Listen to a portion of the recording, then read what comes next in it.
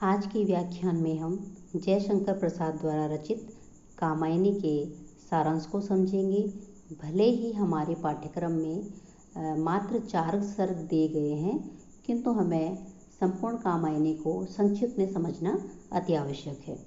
कामायनी आदिम मानव की अत्यंत संक्षिप्त कथा पर आधारित है। आदि मानव की यह कथा प्राचीन भारतीय वाङ्मय में सर्वत्र मिल जाती है।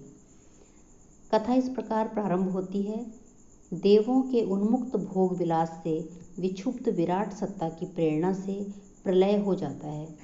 प्रलय में मनु ही शेष रहते हैं। उनकी नौका संपूर्ण जलमग्न हो जाती है, किंतु हिमालय के ऊंचे शिखर पर पहुंच जाते हैं। देव सृष्टि के विनाश का तांडव देखकर मनु चिंतित हो उठते हैं।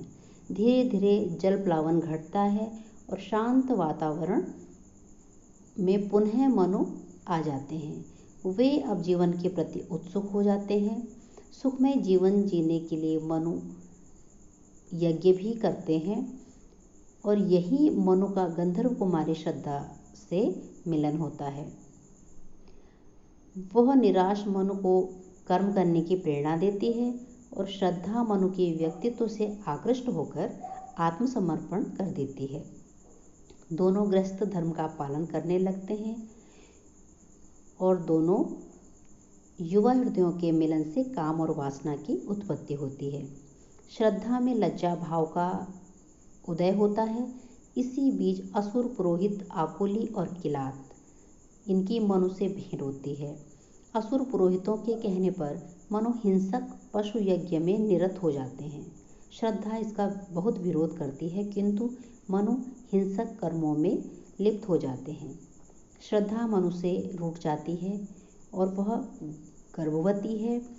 श्रद्धा गर्भस्थ शिशु के सुख सुविधा का प्रबंध करने लगती है। मनु श्रद्धा से ईर्ष्या करने लगते हैं। यही नहीं, वे ऐसी अवस्था में श्रद्धा को छोड़कर सारस्वत प्रदेश चले जाते हैं, जहाँ सारस्वत नगर की रानी इड़ा से उनकी भेंट होती है। इड़ा अपने उजड़े हुए नगर की प्रगति के लिए मनु को शासन समर्पित कर देती है। मनु अपने प्रयत्न और सहयोग से नगर का बहुमुखी विकास करते हैं।